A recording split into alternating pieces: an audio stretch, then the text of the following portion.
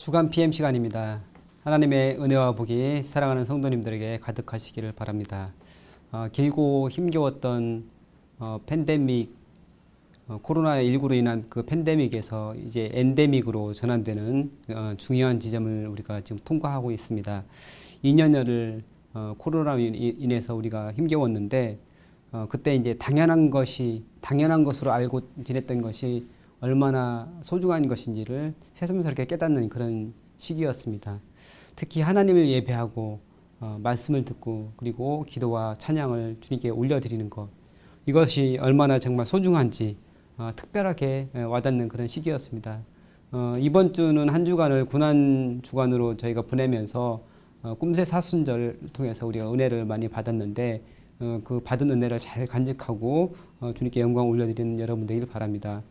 특별히 이제 내일 모레면 부활주일인데 사망 권세를 깨뜨리시고 부활의 첫 열매가 되셔서 생명의 길을 열어주신 주님과 함께 생명을 누리시고 복과 은혜를 충만히 경험하시는 여러분 되시기를 주님의 이름으로 축복합니다. 오늘 같이 나눌 말씀 살펴보겠습니다. 오늘 말씀 본문은 창세기 2장 1절로 3절 말씀입니다. 제가 먼저 본문을 읽겠습니다. 천지와 만물이 다 이루어지니라. 하나님이 그가 하시던 일을 일곱째 날에 마치시니 그가 하시던 모든 일을 그치고 일곱째 날에 안식하시니라. 하나님이 그 일곱째 날을 복되게 하사 거룩하게 하셨으니 이는 하나님이 그 창조하시며 만드시던 모든 일을 마치시고 그날에 안식하셨음이니라. 아멘. 자, 첫 번째 질문입니다. 일곱째 날에 하나님께서 무엇을 하셨습니까? 안식일의 특징이 무엇입니까? 하나님께서 6일 동안 천지 만물을 창조하시고 일곱째 날에 안식하셨다고 성경에 기록되어 있습니다. 안식은 기본적으로 하나님의 안식입니다. 오늘 본문 말씀에 보니까 하나님이 그 일곱째 날을 복되게 하사 거룩하게 하셨으니 이는 하나님이 그 창조하시며 만드시던 모든 일을 마치시고 이날에 안식하셨습니다. 이렇게 되어 있습니다. 그리고 이 안식하신 것을 통해서 안식일을 우리에게 주셨는데 그 안식일을 주시면서 하신 말씀, 출애굽기 20장 8절로 11절 그리고 신명기 5장 12절로 15절에 그 안식일 규정에 대한 그런 말씀이 나와 있는데 그 앞부분에는 공통되게 출애굽기와 신명기에서 공통되게 하나님께서 제정하는 말씀 주세요. 내 하나님 여호와가 내 명령한 대로 안식일을 지켜 거룩하게 하라. 엿새 동안은 힘써 내 모든 일을 행할 것이나 일곱째 날은 내 하나님 여호와의 안식일인즉 너나 내 아들이나 이렇게 쭉 나옵니다. 그래서 누구의 안식일이냐? 내 하나님 여호와의 안식일이라 이렇게 되어 있습니다. 그래서 근본적으로 안식일은 하나님의 안식일입니다. 근데 그 하나님의 안식일에 하나님께서 우리에게 초청을 하시는 거예요. 나의 안식에 너희가 들어와라 이렇게 말씀하셔서 우리가 하나님의 안식에 초청이 되는 겁니다. 그래서 하나님께서 일곱째 날에 안식하셨기에 사람도 안식을 하고 안식일을 제정해 주신 것입니다. 그래서 우리가 중요한 것은 그 안식일을 제정해 주신 하나님의 뜻이 어떤 뜻이냐, 하나님이 왜 안식일을 우리에게 주셨는지 그 중요한 의미를 살펴보는 것이 우리가 해야 될 일입니다. 그래서 두 가지 의미를 살펴보고자 합니다. 안식일을 우리에게 주신 그 의미. 첫 번째로는 오늘 그 3절 말씀에 보니까 하나님이 그 일곱째 날을 복되게 하사 거룩하게 하셨으니 이렇게 말씀하고 있습니다. 그러니까 안식일을 복되게 하시고 거룩하게 하셨다 이렇게 말씀하는데 여기서 이제 거룩하게 하셨다 말씀할 때 그 거룩은 어떤 의미를 가지고 있느냐면은 구별되다는 의미를 가지고 있습니다. 구별되다는 건 따로 떼어서 이제 논다는 거죠. 우리가 이제 하나님은 거룩하신 하나님이다. 우리와 다른, 그러니까 우리는 죄가 많은 인간들인데 죄가 많은 사람들이 하나님께 갈 수 없는 하나님은 특별하신 분이고 구별된 분이다. 우리가 또 하나님께서 거룩하신 것처럼 우리가 거룩을 힘써야 되는데 우리도 구별된 삶을 살아야 된다 할 때 그 거룩이라는 의미가 구별되다는 그런 의미를 가지고 있습니다. 그러니까 일곱째 날 월화수목금토일 그러니까 일주일 동안 하루하루가 다 소중하고 다 주님의 날이지만 특별히 한 날을 하나님의 날로 우리가 구별해서 드려야 된다 이렇게 말씀하고 있습니다. 그래서 그날은 주님과의 특별한 만남을 갖고 주님을 예배하는 그런 날로 삼아야 된다 이렇게 말씀을 합니다. 이스라엘 백성이 출애굽해서 광야에서 40년 동안을 지내면서 그 광야에는 아무것도 먹을 게 없었습니다. 근데 하나님께서 이스라엘 백성에게 40년 동안 지낼 수 있도록 하셨습니다. 어떤 걸 먹게 해주셨느냐? 하늘에서 만나를 내려주셨습니다. 그 만나를 통해서 이스라엘 백성이 살게 됐는데 그 만나를 매일매일 주셨어요. 그래서 매일매일 나가서 만나를 걷어서 그걸 가지고 일용할 양식으로 삼았는데 하나님께서는 6일째 되는 날에는 만나를 이틀치를 거둬라. 그리고 안식일에는 거두지 말라 이렇게 말씀하셨습니다. 근데 이제 여기서 우리가 기억할 것은 어떤 거냐면은 매일매일 그 만나를 거둘 때 많이 거두기도 하고 적게 거두기도 하는데 자기 그 양보다 더 많이 거둔 사람이 있을 수 있는데 그 거둬서 다음 날에 먹으려고 이렇게 남겨두면은 그게 바로 하루만 지나면 그 벌레가 생기고 냄새가 나고 해서 먹지 못했다는 거예요.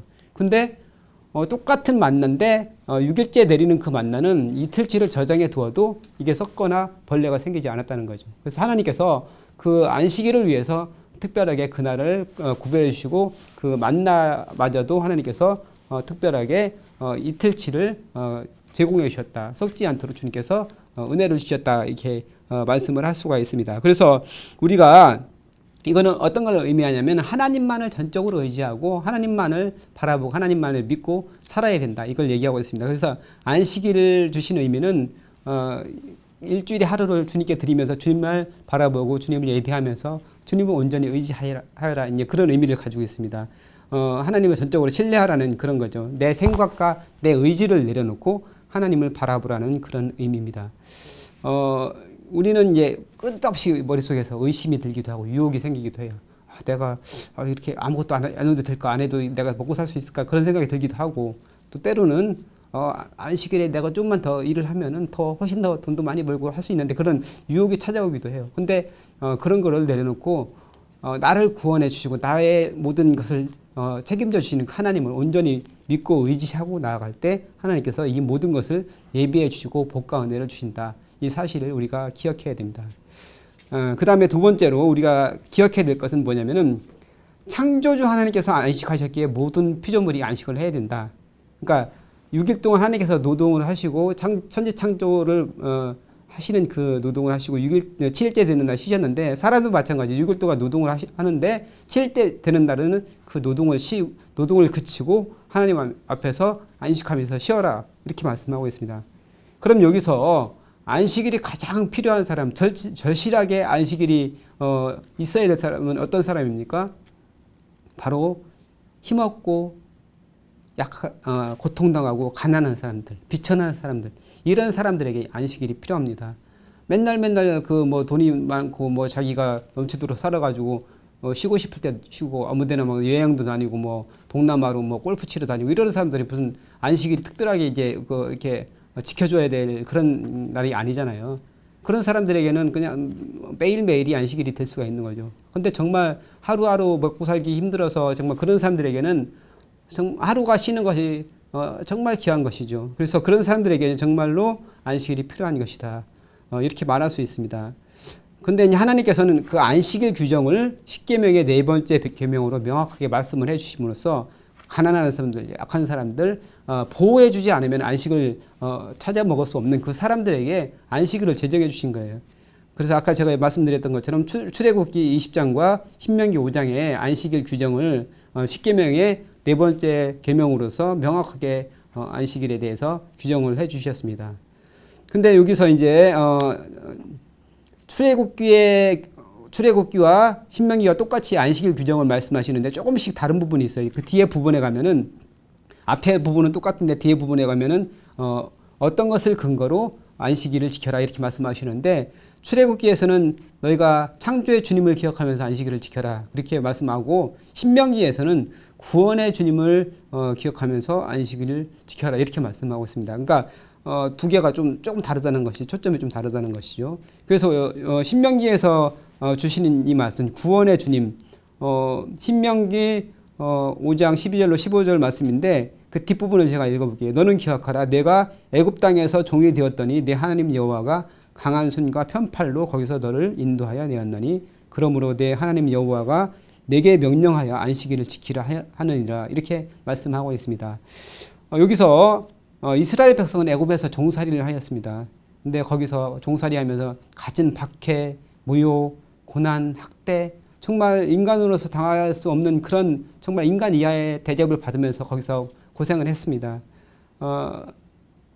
옛날에 이제 고대 시대에는 그 종이라는 존재는 사람으로서의 취급을 받지 못하는 그런 존재였어요. 그래서 뭐 주인의 그냥 소유, 다른 뭐 가축이나 이런 거하고 똑같은 그런 대접을 받는 그런 존재였기 때문에 심지어는 그들의 목숨까지, 생명까지도 주인들이 마음대로 할 수 있는 그런 존재였다는 것이죠. 그런 존재에게 뭐 안식일이라고 쉼을 이렇게 주고 이럴 상황이 아니었잖아요. 그러니까 애굽에서 정말 고통스럽게 지내던 이스라엘 백성들을 하나님께서는 정말 강한 손과 그 표심팔로 구원에 내서 가나안 땅으로 인도해 주셨습니다. 그래서 그 종살이하던 그 백성이 정말 그 430년을 애굽에서 있으면서 얼마나 힘들었겠습니다. 거기서 처절하게 자기들을 정말 삶을 한탄하면서 살았을 텐데 하나님께서 그때를 기억하면서 거기서 건져주신 하나님을 기억하면서 너희가 안식일을 지키라 이렇게 말씀하고 있는데 이거는 그 당시 사회에서는 그 안식일을 지켜라, 그 종에게 안식일을 주라 이런 얘기는 정말 혁명적인 그런 이야기예요. 그래서 하나님께서 안식일을 제정해 주면서 약하고 가난하고 정말 힘들고 그런 사람들을 특별하게 생각을 해 주셨다는 얘기죠. 오늘 본문에서 보면은 그 신명기 12장 5장 12절부터 그 나온데 13절 말씀에 보면은 여섯 동안은 힘써 내 모든 일을 할 것이나 일곱째 날은 내 하나님 여호와의 안식일인즉 너나 내 아들이나 내 딸이나 내 남종이나 내 여종이나 내 소나 내 낙이나 내 모든 가축이나 내 문 안에 유하는 객이라도 아무 일도 하지 못하게 하고 내 남종이나 내 여종에게 너같이 안식하게 할지니라 이렇게 말씀하고 있습니다. 구체적으로 안식하는 그 범위, 그 대상을 지정해 주시는데 남종, 여종, 그다음에 뭐 소나 뭐 낙이 뭐 이런 가축까지 할 것 없이 모든 존재가 다 집안에 있는 생명체는 다 안식을 하도록 하여라 이렇게 이야기를 하고 있습니다. 만약에 종은 쉬라고 하면서 뭐 가축은 쉬지 못하게 하면은 그 가축을 부리는 사람이 누구겠습니까? 종이 아니겠습니까? 그러면 그 종은 제대로 된 안식을 할 수 없는 거죠. 그래서 그 가축에 이르기까지 모든 존재가 다 쉬도록 하나님께서 규정을 해주신 거예요. 하나님의 특별한 배려와 섭리라고 볼 수가 있습니다.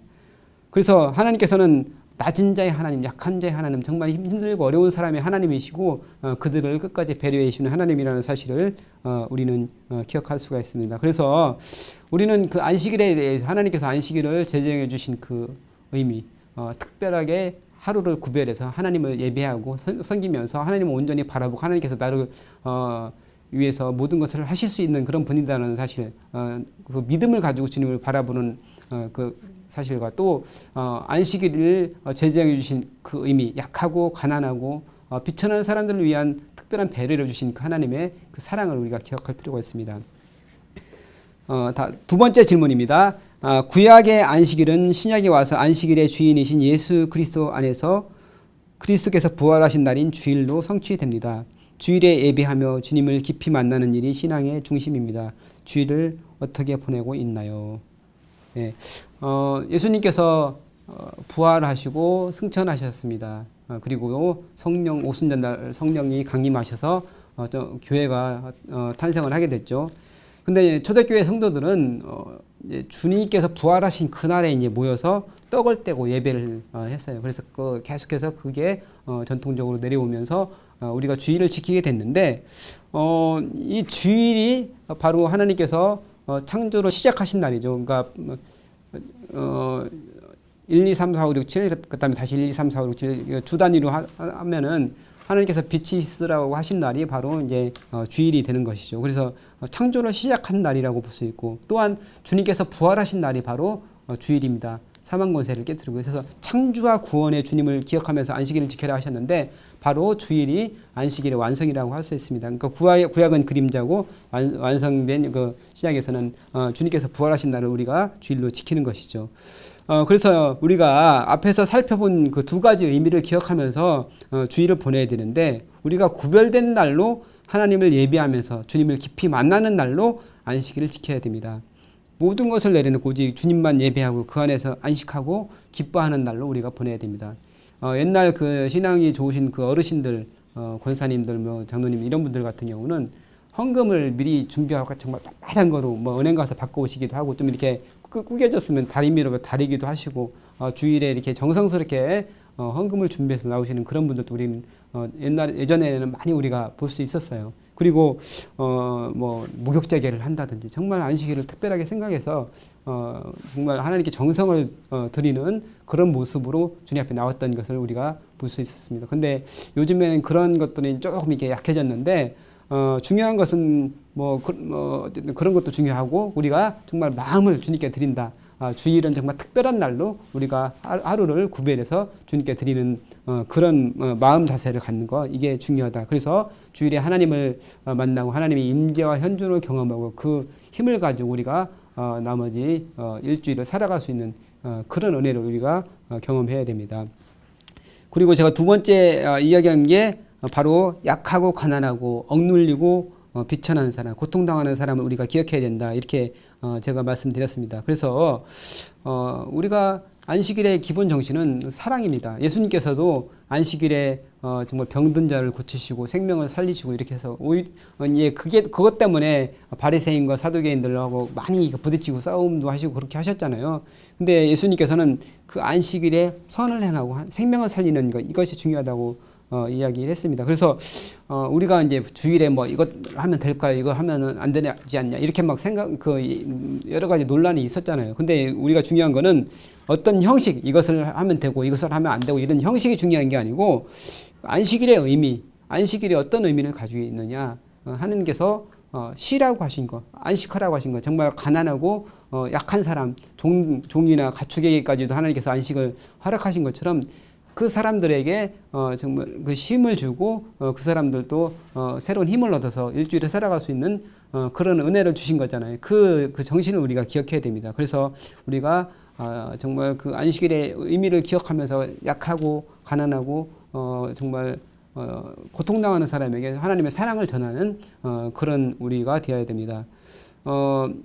신앙이 아주 좋은 분 중에 이렇게 뭐 가게를 하는데 나는 주의를 지켜야 되니까 교회를 갈 테니까 너는 좀 가게를 지키고 있어라 뭐 이렇게 한다든지 억지로 그 교회를 데려와 가지고 이렇게 한다든지 이런 분들도 사실은 있어요. 근데 그런 것들이 진정한 의미의 안식일을 지키는 거라고 볼 수는 없습니다. 그 정신으로 봤을 때 하나님께서 부여주신 그 정신으로 봤을 때 진정한 안식은 모든 사람, 약한 사람이라도 쉬게 하고 갑질하지 말고 정말 을들에게도 자유를 주는 것, 이것이 바로 하나님께서 우리에게 진정으로 주시는 그 안식일의 의미라고 볼 수 있습니다. 자, 이렇게 두 가지 질문에 대해서 정리를 하고 다음 주 한 주간에 있을 그 말씀을 같이 한번 살펴보도록 하겠습니다.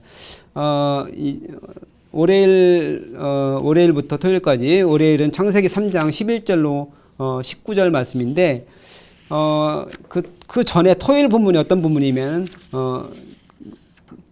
하나님께서 먹지 말라고 한 선악과를 먹어서 아담과 하와가 범죄를 해서 이제 무화과로 자기 부끄러운 모습을 가리고 숨어 있는 거, 거기서 하나님께서 찾아오셔서 너희가 어디 있느냐 이렇게 물어보신 그게 이제 주말에 있었던 그런 본문 말씀인데, 이제 월요일 날 그 이후에 하나님께서 인간을 찾아오시잖아요. 범죄하는 인간을 찾아오셔서 그들을 찾으시는데 그러면서 뭐라고 질문하세요. 아담아, 네가 어찌하여 먹지 말라고 하니까 선악과를 먹었냐 이렇게 질문을 하시죠.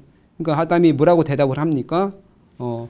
하나님께서 주셔서 나와 함께 있게 하신 여자, 그 때문에 그가 나를 먹게 해서 먹었습니다.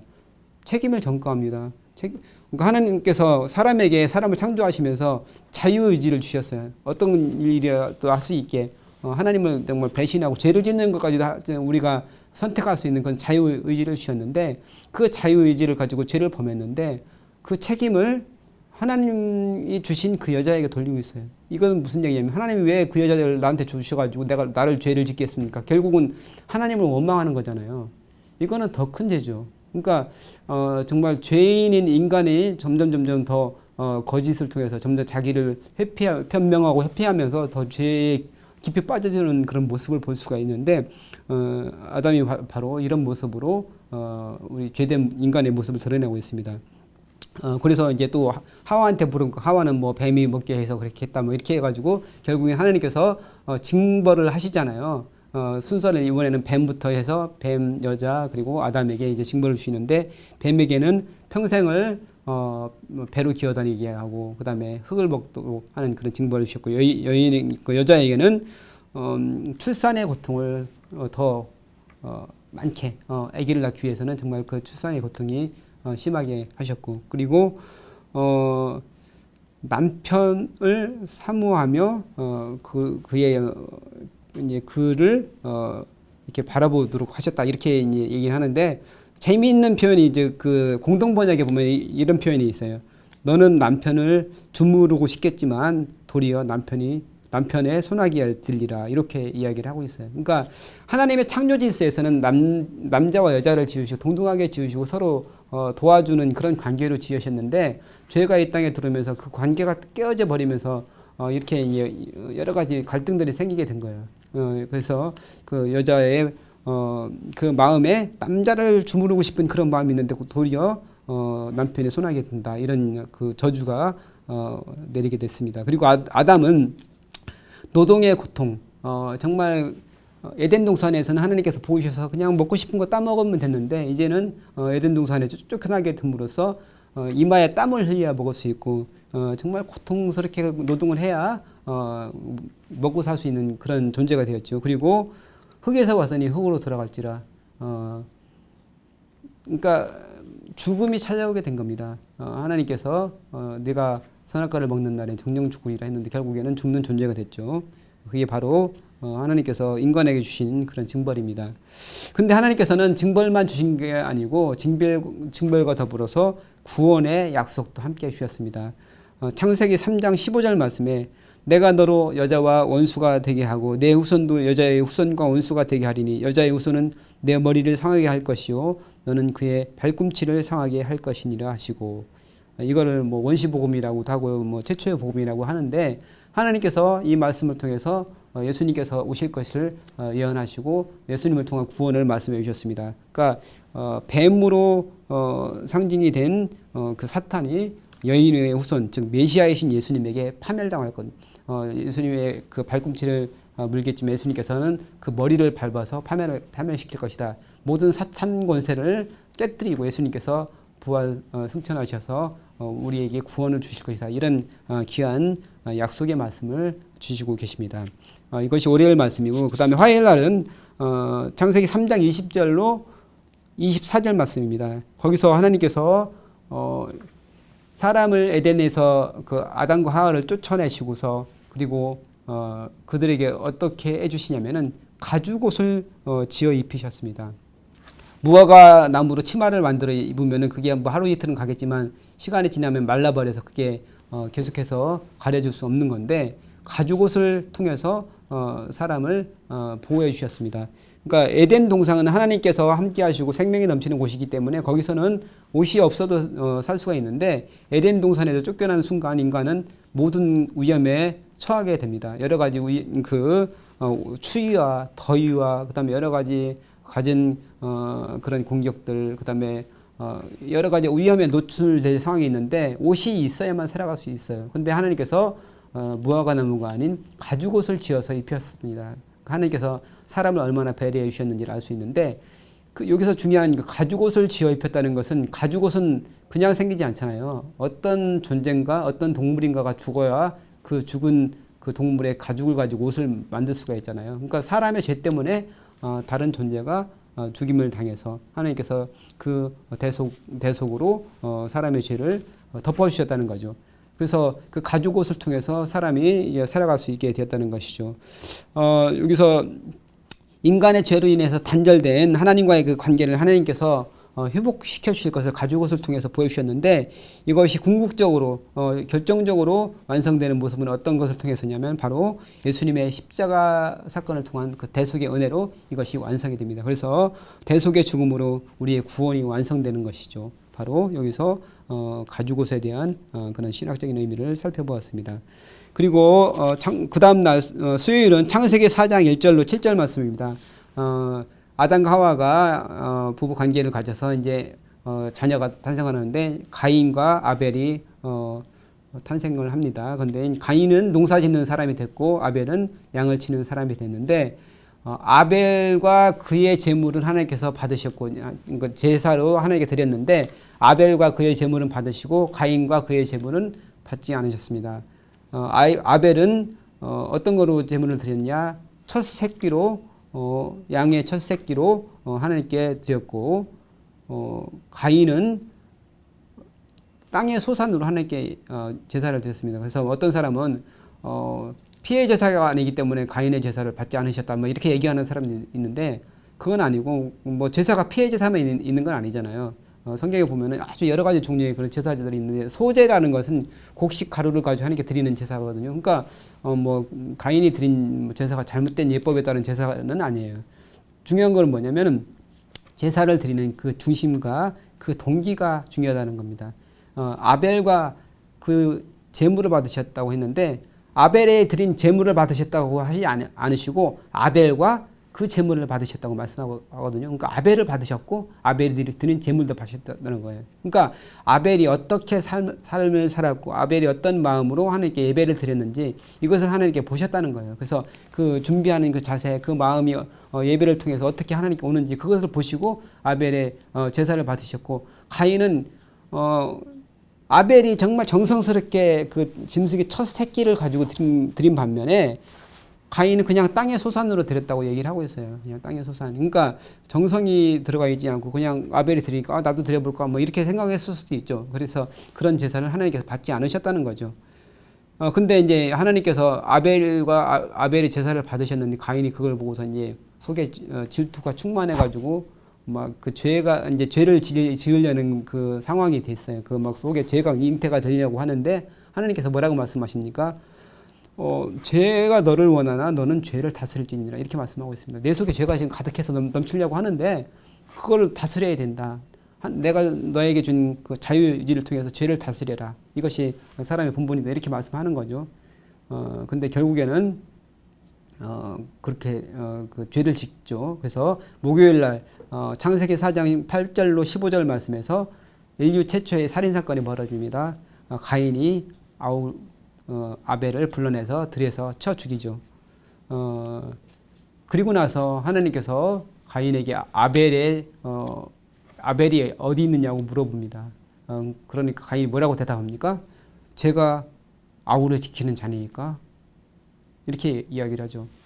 그러니까 형인 가인이 아벨을 잘 보살펴주고 이렇게 해야 될 의무가 있잖아요. 근데 이제 그것을 떠나서 첫 번째로는 자기가 죽인 것을 하나님이 모르실 거라고 생각을 했는지 그거를 회피하려고 하고 거짓으로 넘어가려고 하잖아요. 전지전능하신 하나님을 속이려고 하고 있잖아요. 거짓말로 첫 번째로 속인 게 문제고, 두 번째로는 자기의 의미를 회피하면서 내가 아벨을 지키는 자니까 이렇게 이야기를 한 것이죠. 자기의 책임에 대해서 회피를 하고 있습니다. 하나님께서 이제 땅에서 아벨의 피가 부르짖는다, 이렇게 이야기를 하고 있습니다. 그러면서 가인에게 징벌을 내리는데, 땅에서 피하며 땅에 그 아벨의 피를 흘렸기 때문에 땅이 네가 노력해도 너에게 어떤 보상을 주지 않을 것이다. 너는 그래서 유리하는 자가 될 것이다. 그리고 하나님부터 멀어져서 이제 거기서 이제 살게 될 것이다. 그래서 점점 죄로 인해서 하나님부터 자꾸 멀어지는 그런 인간의 모습이 이제 나오고 있습니다. 근데 가인은 너무나 가혹합니다. 하나님, 제가 이제 너무나 무섭습니다. 사람들이 나를 만나면 죽일 것 같은데 어떻게 합니까? 뭐 이렇게 이야기를 합니다. 죽음의 공포, 불안으로 인해서 자기가 아벨이 죽고 자기는 살았지만 살아있으나 살아있지 않은 그런 상태가 된 것이죠. 그런 상황에서 하나님께 얘기하니까 하나님께서 내가 너에게 너를 죽이는 자는 7배의 벌을 주겠다, 이렇게 말씀하시면서 아벨에게 다시 은혜를 베풀어 주시죠.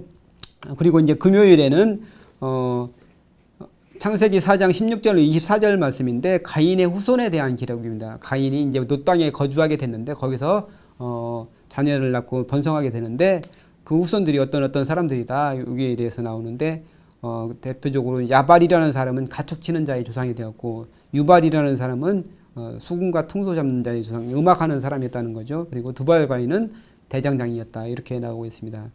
그러니까 노 땅에 거하면서 문화적으로는 크게 이게 발전을 하고 자손도 이제 많이 낳고 번성을 한 것 같아요. 근데 점점 그 죄악이 점점 번성해가 죄악도 같이 더불어서 번져가는 그런 모습을 살펴볼 수가 있습니다. 라멕이라는 사람이 나오는데 내 상처로 인해서 내가 소년을 죽였다 이렇게 하면서 가인을 죽인 자는 7배의 벌을 받게 될 것이지만 자기를 죽이는 자는 70배의 벌을 받게 될 것이다 이렇게 큰 소리를 칩니다.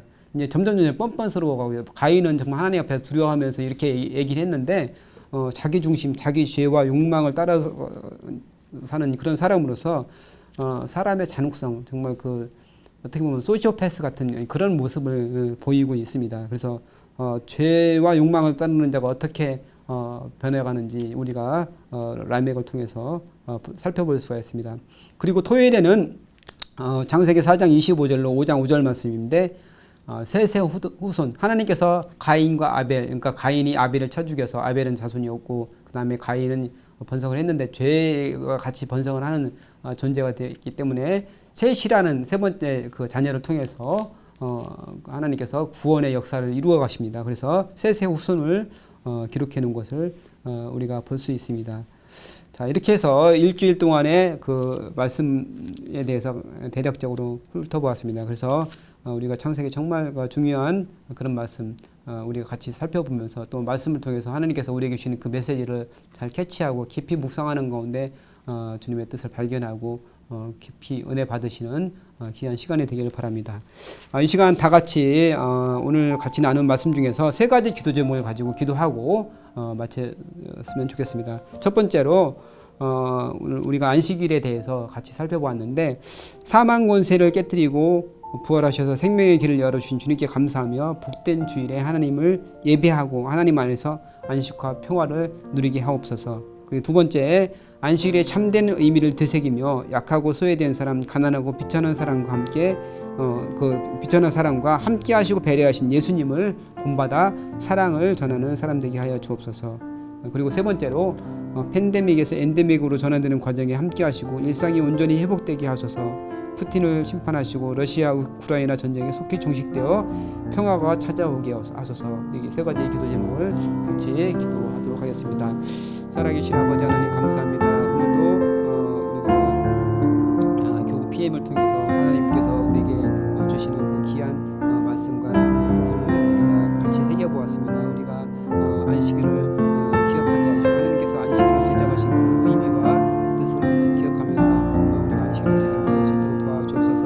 사망 권세 깨뜨리시고 부활하신 정말 그 주님 그 주님께 감사하며 우리가 복된 주일에 하나님을 예배하고 하나님의 임재와 현존을 경험하며 주님 안에 안식과 평화를 누리고 새 힘을 얻는 귀한 저희들 될 수 있도록 인도하여 주옵소서. 안식일에 참된 의미를 되새기며 약하고 소외된 사람, 가난하고 비천한 사람 그분들에게 주님의 사랑을 전할 수 있는 귀한 믿음의 사람들 될 수 있도록 주님께서 축복과